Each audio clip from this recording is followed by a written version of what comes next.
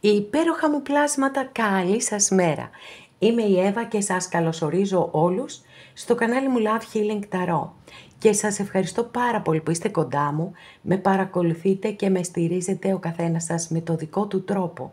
Να είστε πάντα καλά και να θυμάστε, αν σας αρέσει το βίντεο να πατάτε like.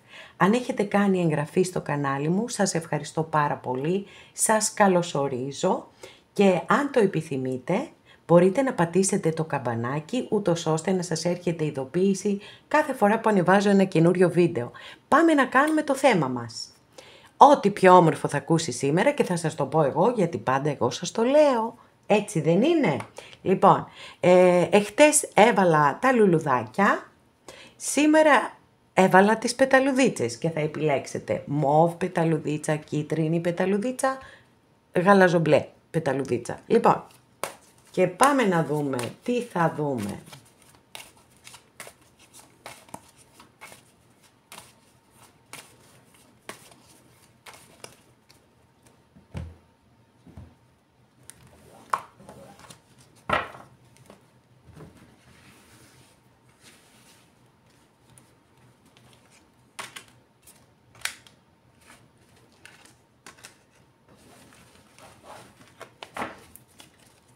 Πρώτη λοιπόν καρτούλα, για να δούμε τι έχουμε εδώ, μάλιστα.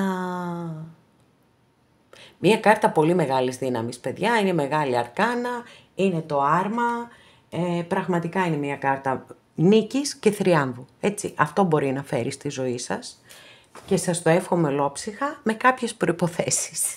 Λοιπόν, τα πάντα χρειάζονται προϋποθέσεις στη ζωή μας. Εάν έχετε ένα μεγαλεπίβολο σχέδιο, ένα στόχο πολύ ψηλό, η κάρτα σας λέει μπορείς να το πετύχεις. Μπορείς να το πετύχεις. Αρκεί να υιοθετήσεις στρατιωτικές αρετές.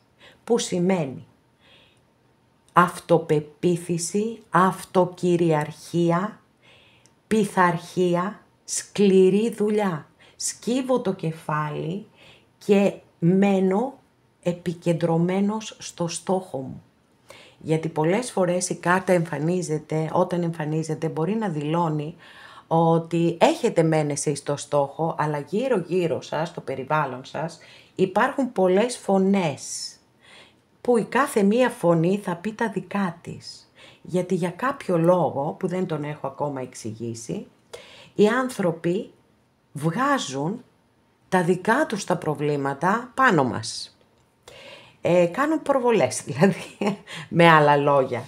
Το θέμα είναι ότι εμείς δεν πρέπει καθόλου να μασάμε, επιτρέψτε μου αυτήν τη λέξη αργό, αλλά εδώ ταιριάζει απόλυτα.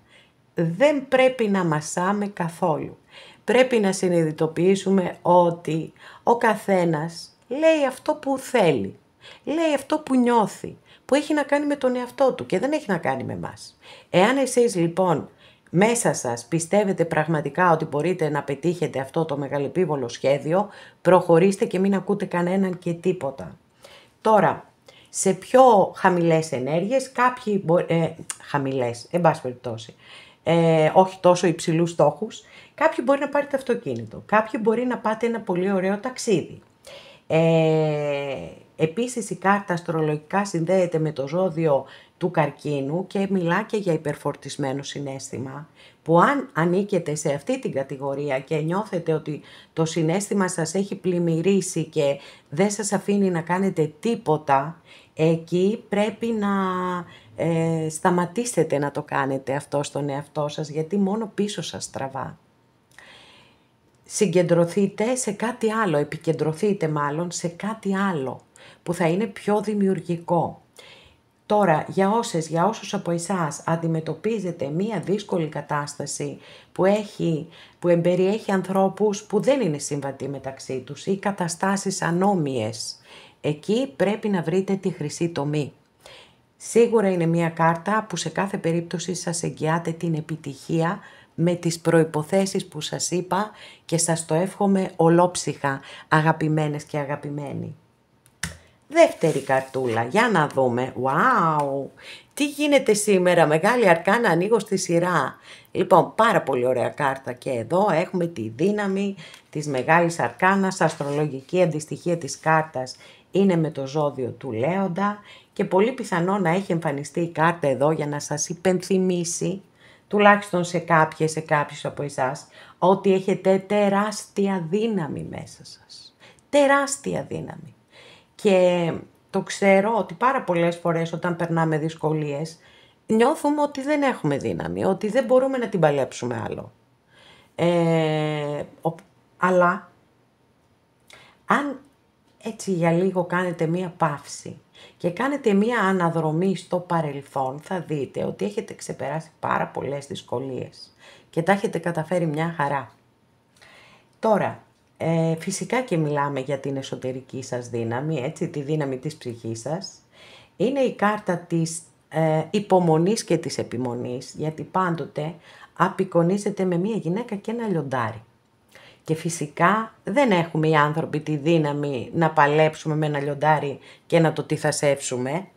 Όμως αυτό είναι το μήνυμα εδώ, ότι όταν έχεις υπομονή και επιμονή μπορείς να πετύχεις τα πάντα. Κάτι άλλο που λέει η κάρτα, υπενήσεται και το ερωτικό πάθος. Έχει πάρα πολλές ερμηνείες κάθε κάρτα στην Ταρό, προσπαθώ να μένω στις πιο έτσι σημαντικές. Και αν θέλετε να κάνετε κάτι το οποίο εσείς βιάζεστε, θέλετε γρήγορα να γίνει, αλλά αυτό βλέπετε ότι θέλει να πάρει το χρόνο του, πρέπει να το αφήσετε να πάρει το χρόνο του. Μην χάνετε τη δύναμή σας, μην χάνετε την αισιοδοξία σας, θέλει το χρόνο του. Αυτό είναι το μήνυμα, πέρα όλων των υπολείπων που σας είπα, αναφορικά με όσους έτσι νιώθετε ότι δεν κυλάει τίποτα, δεν προχωράει τίποτα και εσείς θέλετε να γίνουν όλα πολύ γρήγορα. Στην προκειμένη περίπτωση δεν γίνεται, αγαπημένες και αγαπημένοι. Θέλει υπομονή, πολύ υπομονή και βήμα το βήμα. Τρίτη καρτούλα, για να δούμε τι θα δούμε, μάλιστα. 5 των ράβδων έχουμε εδώ, 5 μπαστούνι. Είναι μια κάρτα που δείχνει τον ανταγωνισμό. Αν θέλετε να σας προσλάβουν κάπου ή αν θέλετε εκεί που εργάζεστε, έτσι, να ανεβείτε, να πάτε ιεραρχικά, έτσι, να διεκδικήσετε μια καλύτερη θέση. Και φυσικά πολύ λογικό είναι ότι θα νιώθετε έναν ανταγωνισμό, γιατί προφανώς θα υπάρχουν και άλλοι υποψήφοι. Η κάρτα σας λέει ότι θα πρέπει να ξεχωρίσετε για τις γνώσεις, για τις ικανότητες, για την εμπειρία, για το ήθος και για την αξιοπρέπειά σας. Και επειδή πολύ πρόσφατα έχω αναφερθεί πάλι αντίστοιχα, δεν γίνεται διαφορετικά. Το ξέρω ότι πολλοί μπορεί από το παραθυράκι, έτσι, να μπουν, να διεκδικήσουν μία θέση και να την πάρουν κλπ. Αλλά αλίμονο αν γίνουμε όλοι οι ίδιοι. Θα γίνει η κοινωνία που είναι ζούγκλα, αλλά θα γίνει ζούγκλα στην ιωστή. Οπότε θα πρέπει όσοι μπορούμε να προσπαθούμε να κρατάμε τις αξίες μας. Τουλάχιστον αυτή είναι η συμβουλή της κάρτας και με βρίσκει απόλυτα σύμφωνη βέβαια, δεν το συζητώ καθόλου. Τώρα, αναφορικά με τα αισθηματικά, η κάρτα μπορεί να δηλώνει ότι θέλετε, έτσι, ότι νιώθετε ανταγωνισμό, ότι θέλετε να ξεχωρίσετε στην καρδιά κάποιου ανθρώπου, να πάρετε την πρώτη θέση ή ακόμα και αν είστε σε σχέση, ότι μπορεί να νιώθετε παραμελημένες ή παραμελημένοι. Και πάλι εδώ, έτσι, θα πρέπει να κάνετε μία ανοιχτή συζήτηση, να το πείτε στον άλλον άνθρωπο. Αυτό που λείπει τόσο πολύ στις μέρες μας, ίσως και παλιότερα βέβαια, δεν το ξέρω, σίγουρα και παλιότερα, αλλά και στις μέρες μας, είναι ότι τα ζευγάρια δεν έχουν καλή επικοινωνία μεταξύ τους. Συμβαίνει κάτι και δεν το λύνουν εκείνη τη στιγμή. Το αφήνουν και συσσωρεύονται τα προβλήματα μέχρι που γίνεται το μπαμ. Άρα, οτιδήποτε συμβαίνει με το σύντροφό μας, το συζητάμε. Για να μπορέσουμε από κοινού να βρούμε μία λύση. Δεν υπάρχει άλλος δρόμος. Ο άλλος δρόμος είναι το συσσωρεύω αρνητική ενέργεια και κάποια στιγμή θα κάνω το μπαμ. Οπότε, αγαπημένες και αγαπημένοι, επιλέγετε τι είναι αυτό που θέλετε να πράξετε. Εδώ ολοκληρώσαμε και αυτό μας το άνοιγμα. Σας ευχαριστώ πάρα πολύ που είστε κοντά μου και με παρακολουθείτε. Μέχρι την επόμενη φορά να είστε όλοι καλά. Σας φιλώ γλυκά.